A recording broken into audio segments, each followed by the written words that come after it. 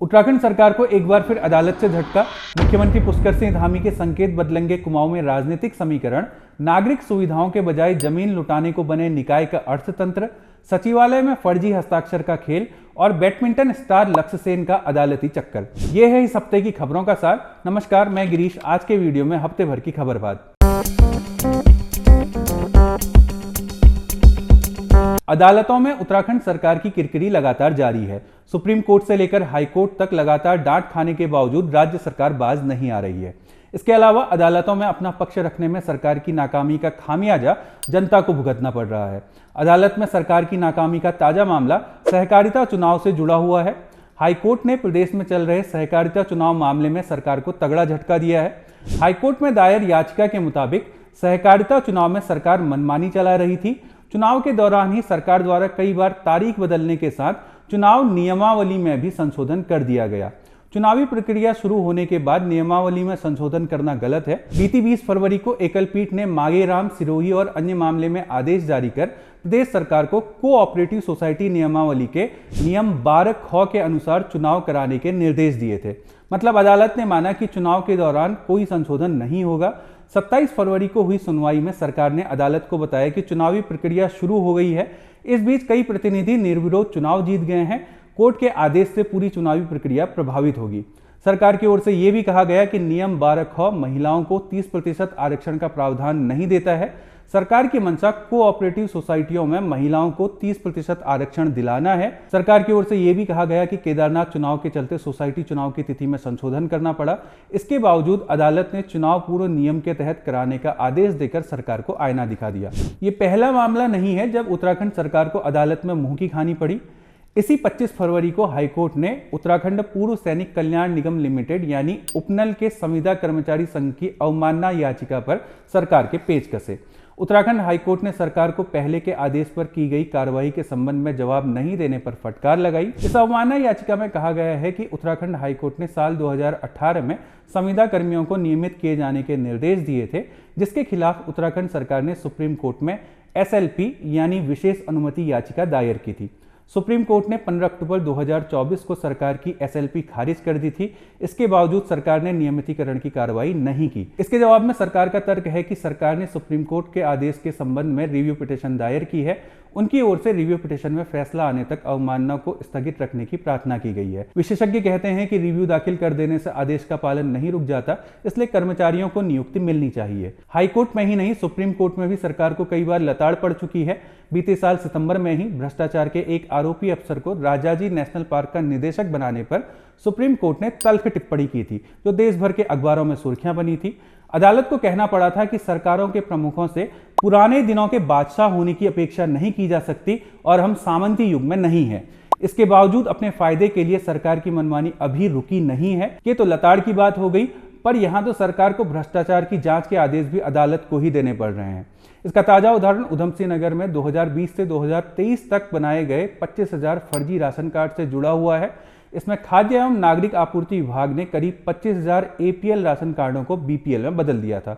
इस मामले में हाईकोर्ट ने राज्य सरकार को 4 माह में मामले की जांच कर दोषियों पर कार्रवाई करने के निर्देश दिए हैं। इसके अलावा जल्द उधमसिंह नगर में हुए 600 करोड़ के सार्वजनिक वितरण प्रणाली के चावल घोटाले में भी प्रदेश के अफसरों और नेताओं की गर्दन नप सकती है। SIT जांच में इसमें गड़बड़ी पहले ही सामने आ चुकी है। मिल मालिकों से जो चावल खरीदे गए उसमें राजस्व घोटाला हुआ है। जांच रिपोर्ट में SIT ने साफ साफ लिखा था कि चावल को लाने और ले जाने में चालान की प्रक्रिया का पालन नहीं किया गया है।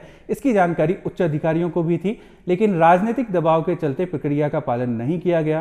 रिपोर्ट में राजस्व के नुकसान के लिए दोषी अधिकारियों और कर्मचारियों का विवरण भी दिया गया है, लेकिन असल लोगों पर अब तक कोई कार्रवाई नहीं हुई है। घोटाले के बाद अब बात जमीन लुटवाने को बने निकायों की। ऐसा लगता है उत्तराखंड में निकाय जमीन लुटवाने के अलावा किसी और काम के नहीं है। बजट सत्र में पेश किए गए आर्थिक सर्वेक्षण में भी इस बात की पुष्टि हुई है। हाल में धामी सरकार की तरफ से पारित किए गए भू कानून संशोधन में भी जमीन बिकवाने के लिए बनाए और बढ़ाए जा रहे निकायों के मामले में कोई परिवर्तन नहीं किया गया है। अलग राज्य बनने के बाद पहली चुनी गई तिवारी सरकार ने उत्तराखंड में जमीन की खरीद को लेकर पाबंदी लगाने की शुरुआत की थी। इससे पहले उत्तराखंड में जमीन खरीदने को लेकर कोई रोक टोक नहीं थी। वर्ष 2003 में ND तिवारी की सरकार ने उत्तर प्रदेश जमींदारी उन्मूलन और भूमि व्यवस्था सुधार अधिनियम 1950 की धारा 154 में संशोधन कर बाहरी व्यक्ति के आवासीय उपयोग के लिए 500 वर्ग मीटर भूमि खरीदने को ही अनुमति देने का प्रतिबंध लगाया। साथ ही कृषि भूमि की खरीद पर सशर्त प्रतिबंध लगा दिया था।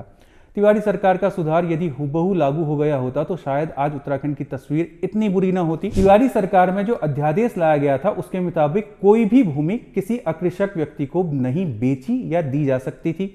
ये नियम पूरे उत्तराखंड में लागू होना था। इसमें आज की तरह पीछे से जमीन बेचने का निकाय नाम का दरवाजा खुला नहीं छोड़ा गया था, लेकिन जमीन पर नजर गड़ाए लोगों को यह पचा नहीं और कानून का रूप लेने से पहले ही इसका तीखा विरोध शुरू हो गया। इसके बाद विजय बहुगुणा की अध्यक्षता में एक कमेटी का गठन किया गया जिसने जमीनें लुटवाने के लिए निकाय का छेद बनाया। इसके बाद कई भूकानून संशोधन हुए, लेकिन इस पर किसी ने हाथ नहीं लगाया। 2007 में खंडूरी सरकार ने आवासीय मकसद से 500 वर्ग मीटर भूमि खरीद की अनुमति को घटाकर 250 वर्ग मीटर कर दिया, लेकिन निकायों के भीतर जमीनों को लेकर उन्होंने भी चुप्पी साधे रखी। यही वजह है कि उत्तराखंड में निकायों की संख्या लगातार बढ़ती गई। इसके पीछे नागरिक सुविधा जैसी सरकार की कोई मंशा नहीं थी।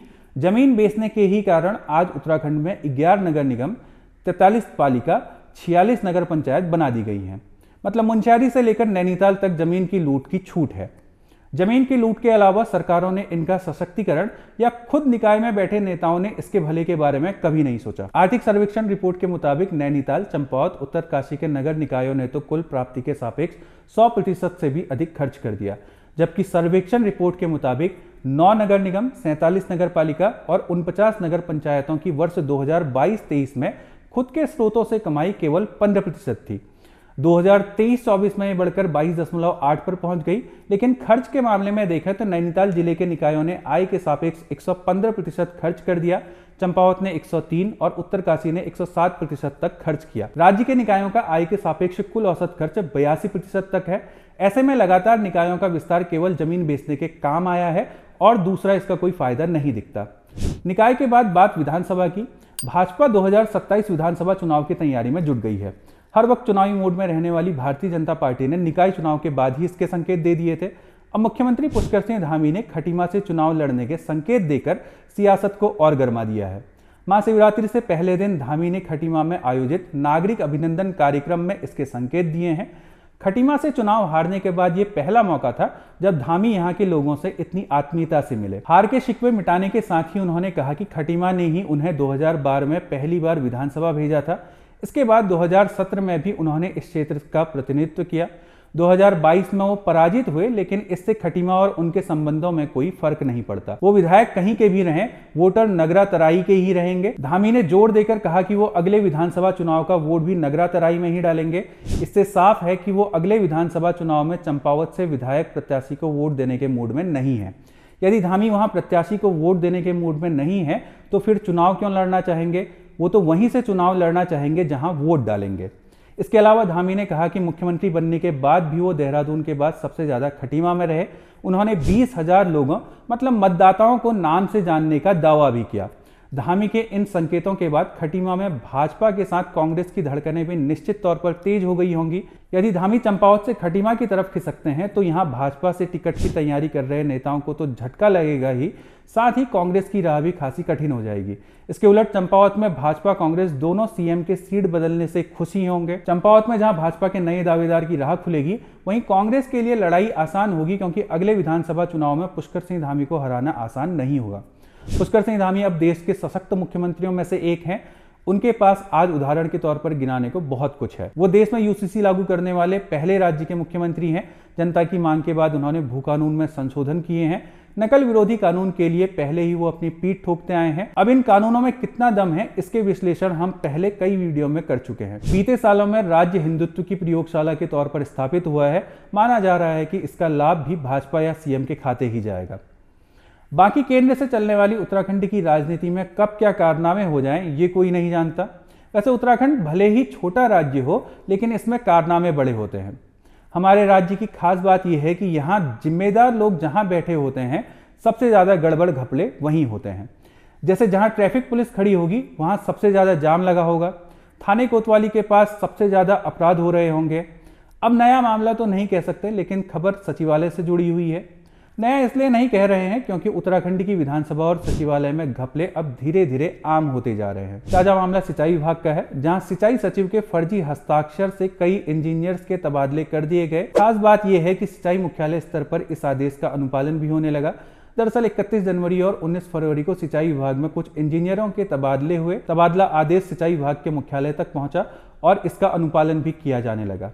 वो तो इस बीच एक इंजीनियर ने अनजाने ही तबादलों को लेकर सिंचाई सचिव के सामने आपत्ति जता दी। आपत्ति सुन सचिव हैरानी में पड़ गए कि उन्होंने तो कोई तबादला ही नहीं किया। फर्जी हस्ताक्षर से जिन सहायक अभियंताओं के तबादले किए गए उनमें अपर सहायक अभियंता चिरंजी लाल, सुमित कुमार और जयदीप का नाम शामिल था। सिंचाई सचिव ने संबंधित इंजीनियर को वापस उसी तैनाती पर भेजे जाने का आदेश दिया है।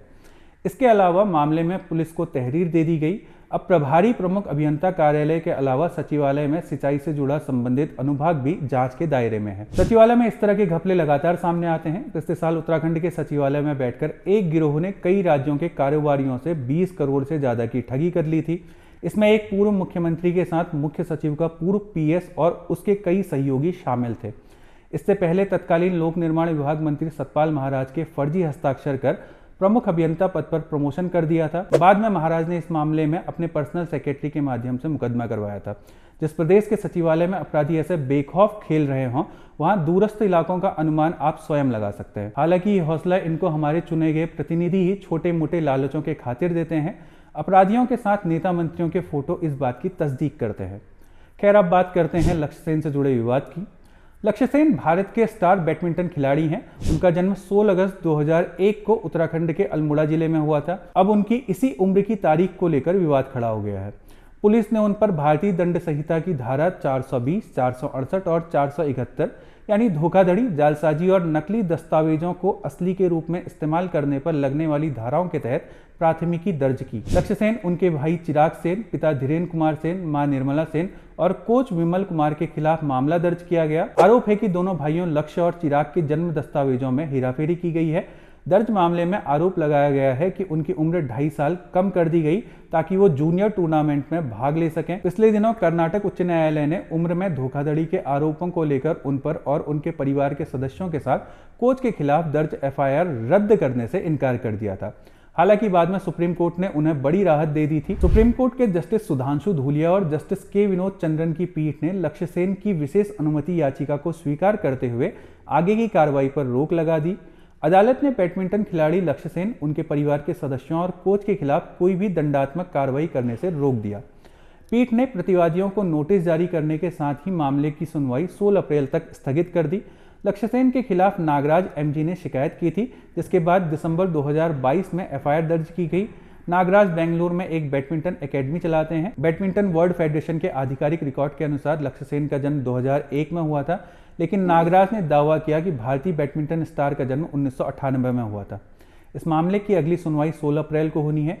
लक्ष्य सेन फिलहाल 23 साल के हैं। उनके कोच विमल कुमार और प्रकाश पादुकोण हैं। लक्ष्य सेन देश को कई बड़े टूर्नामेंटों में गोल्ड जिता चुके हैं।